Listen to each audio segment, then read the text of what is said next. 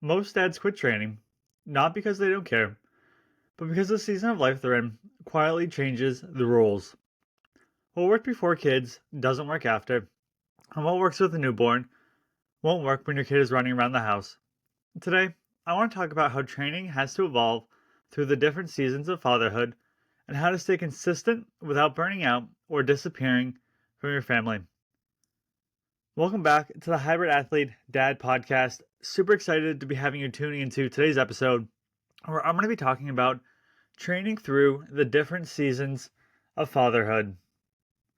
Now, before I dive into today's episode, I like to go over anything in my life that I think that you may find interesting, beneficial, useful when it comes to fitness, when it comes to nutrition, and anything in between. Now, I've been reading this book called The Rise of the Ultra Runners. I want to make sure I get the name of the book right. It's sitting right there, right next to me on my desk, and had to reach over and grab it. But I want to make sure I get the name of the book right. So it's called The Rise of the Ultra Runners. And I find it just fascinating. It's just a detailed account of folks that are going out there and doing ultra running. I believe they classify an ultra marathon or ultra running as a distance. I believe it's 30 miles or longer. There's quite a bit longer ultra marathons where you get your 30 miles, you get your 50 milers, your 100 milers, I think your Cocodona 250 or 260, 250, 260 miles. But it's just fascinating to read the mental preparation that goes into running these races. And for me, that's going out there and someone that's running about 5 miles a day with a little bit of a longer run from 8 to 10 miles per week. It just puts it into perspective. I think there's always that perspective where what may seem easy to me going out and running these 5 miles may seem very hard to someone. Now, someone that's going out running 10 miles a day, running 5 miles a day could be easy. So you just have to look at it and not compare yourself to where you are in your fitness journey versus another one. Because there's all different circumstances when it comes to family, when it comes to work, when it just comes to availability that you have throughout the day. But I highly recommend reading the book. It's just a fascinating read. I'm not sure if I want to do an ultra marathon at that point. I like running to a certain degree. I wouldn't say that I love it where I would want to go out there and do a 100 miler. That'd be more to push myself mentally, and maybe that is something that I decide to do in the future. But that book is definitely eye-opening. So again, I recommend checking it out. Speaking of running, so I had my final run of the week last week on Friday, so I have to go out and do 5 miles. Take a look at the weather. Not the best. Not the best in the sense that it was going to be raining the whole time, which I'm fine with raining. It's not the most enjoyable for me, but I'll make sure I get through it. It's more so the aftermath. My shoes are soaking wet. I throw them in the dryer. The dryer pops open. I have to go back downstairs, put them back in the dryer. Dryer pops open. Again, not the most excited to go out there and run in the rain, but I'm going to do it anyways because that's a standard that I set for myself. And on this particular Friday, it was interesting. So we're in the latter half of December. I'm in New York, so it's typically pretty cold this time of year. Probably will be pretty cold at least through January, February, and then March, and maybe start warming up a little bit in April. But on this particular run, it was nice in the sense that it was 60 degrees outside. So I was able to run in shorts and t-shirt, which I probably haven't done since October, maybe. It's probably been about a month and a half, 2 months or so since I've been able to run in a t-shirt. But the downside is mile one, I know it's supposed to be heavy rain, heavy wind. Go out, do the first mile. Not too bad. There really wasn't too much rain. It was kind of coming down a little bit, and then I thought I was going to luck out. And then miles 2 through 5 hit, and it was just sideways rain. It was just pouring. It just was pelting me. It hurt. It hurt when it was hitting me, and I was running a couple of loops around the neighborhood around me because I don't want to run I don't want to run on a main road, especially when it's raining. Just I just want to be safe. So this particular loop would be a big circle. It's about zero point 0.9 around, so that's why I decided, okay, I'm gonna run a couple loops.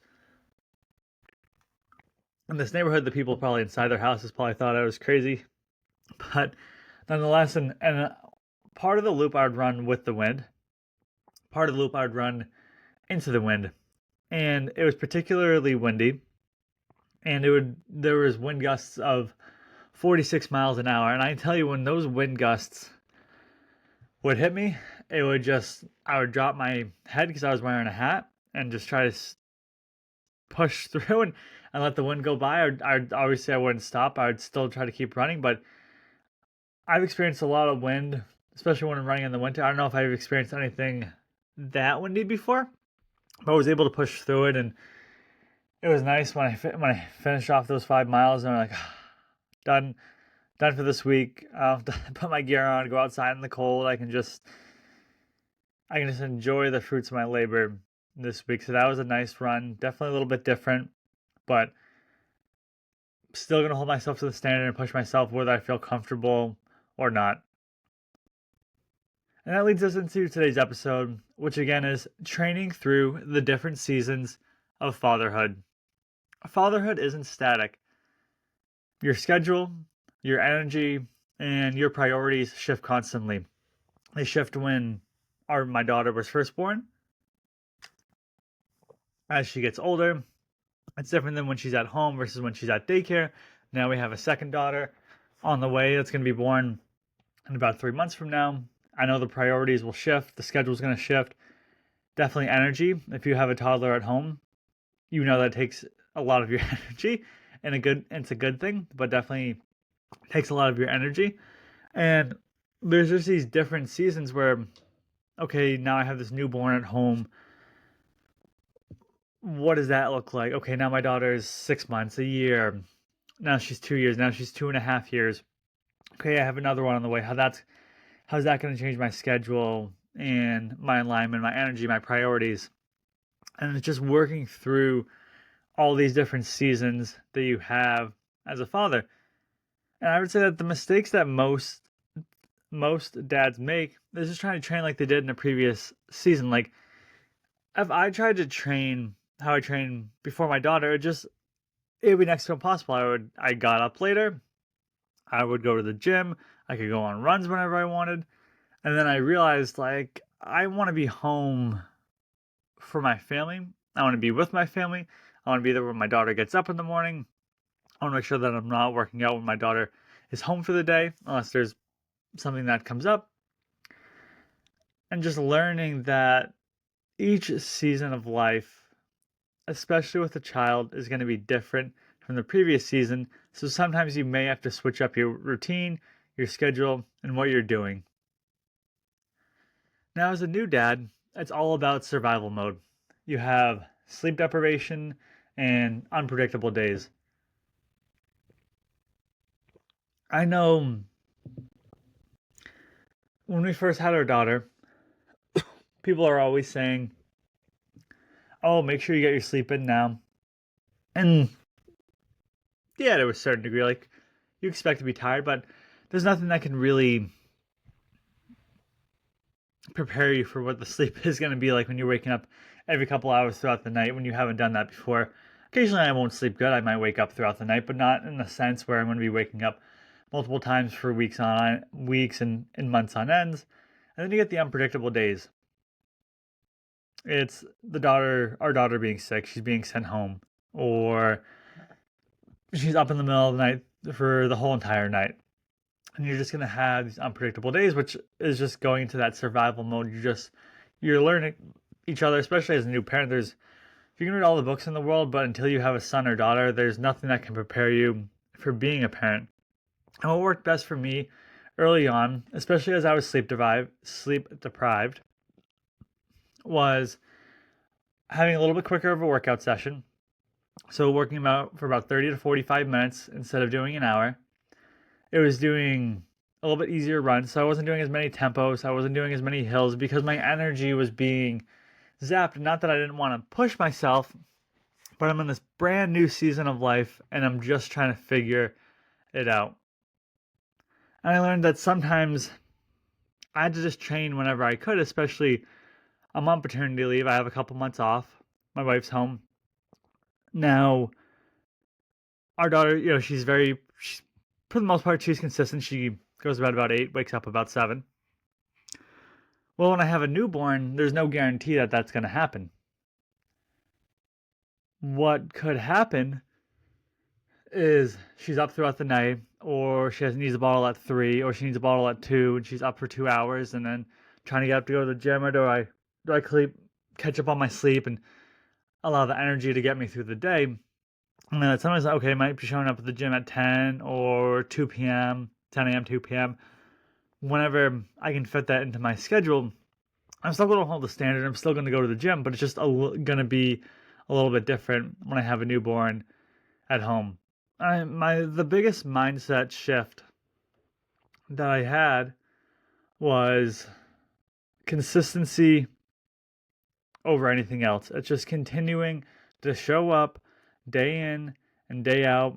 Even if I'm not feeling 100%, it's still getting the laces up, tying the laces on the shoes, going out there, getting that running. It's going to the gym. It's getting that weight training session in, and just being very, very consistent with it. Now that my daughter is what you consider toddler age, it's more controlled chaos. And what I mean by that is I sleep a little bit better because my daughter's, for the most part, she's consistent. But I have more physical and I have more mental fatigue. It's not as easy as giving her a bottle and she's just going to sleep throughout the night or take naps. She's getting to the point where she is not needing as many naps as she once did. And she takes a lot more of my energy. And again, it's a good sense. It's when she comes home, I want to be able to play with her. When she wakes up, I want to be able to play with her. But it does create more physical and mental fatigue. And my training goal was to just create that structure. So now I'm getting up every day about 4:50 in the morning. I'm going to the gym, but not having that rigidity that I had before. I was like, if I don't get to the gym at 4:50, something's going to be coming up, because there are days that she gets sick and there are days where maybe she has a doctor's appointment I have to take her to, or her daycare closes because the whole staff is sick. And it's still holding the standard, still getting that workout in, but not being as rigid as I once was. Now, what worked best for me is getting those early morning workouts before the house wakes up. And there's some days where I have a couple hours sleep. I might have 4 or 5 hours worth of sleep, maybe 3 hours worth of sleep. Do I feel the best? Definitely not. But do I go to the gym? Do I show up anyways? Yeah, I do. I make sure I get that workout in. I make sure I get that running. Because I know I will be able to catch up on my sleep. Not that I want to be doing that all the time, but sometimes there's just a lack of sleep depending on what I'm experiencing during the week. And I've just had to accept that sometimes there's weeks that are just maintenance weeks. So when I go to the gym, I'm typically trying to do progressive overload. And what I mean by that, and with this progressive overload when I go to the gym, is I try to do one more rep or go up in weight and do the same amount of reps as I had done the previous week, but at a higher weight. So as an example, say like last week, I did lateral raises. I did 30 pounds for 12 reps. So the workout that I'm doing calls for 12 to 15 reps. I'm like, okay, I did 12 reps last week. Today I want to get 13 to 14 reps. Okay, I got 13. The following week I want to get 14.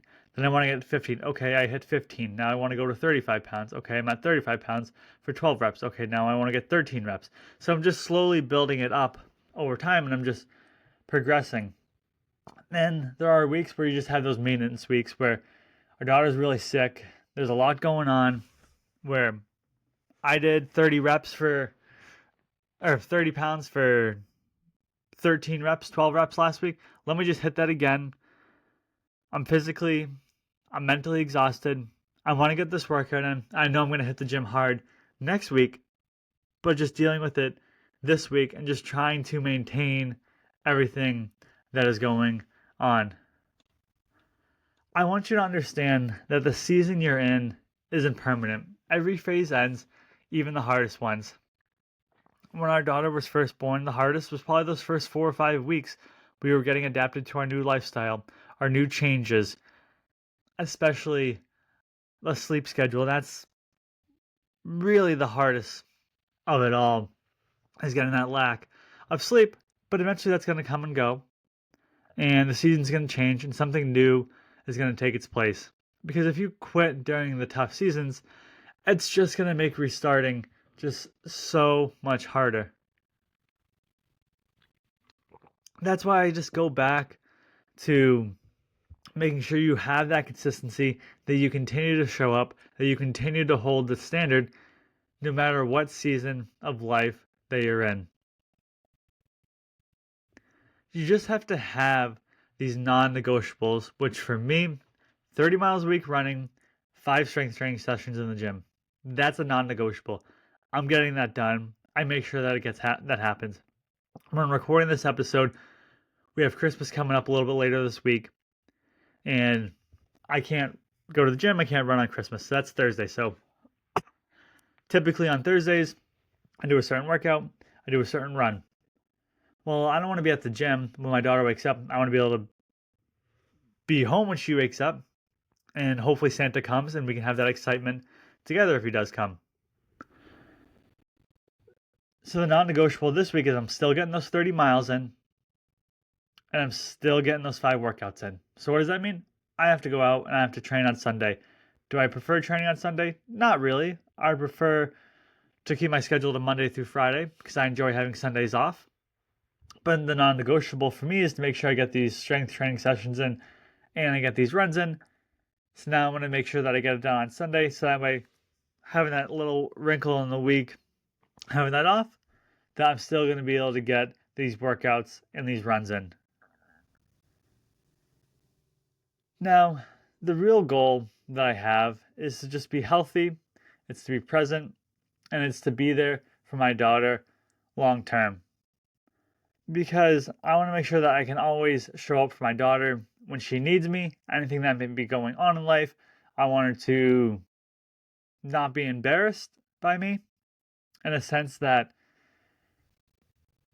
for lack of a better word, but I don't want to be 300, 400 pounds and just be an embarrassment to my daughter. I want her dad to be in shape. I want her to be proud of her dad. I want her to see me running races. I want to have her see me going to the gym. I want her to be going to the gym. I want her to be running these races with me, and just instill that fitness is the lifeblood for everything in this life. Where if you don't have your fitness, if you don't have your health, like where are you at the end of the day? And I just want to continue to instill that in my daughter. You don't need to train less because you're a dad. You just need to train differently. The dads who stay fit long term aren't the ones with perfect plans. They're the ones who respect the season they're in and keep showing up anyway. Now, I hope you enjoyed today's episode on training through the different seasons of fatherhood, and I hope you tune into next week's episode where I discuss how I train when motivation is completely gone.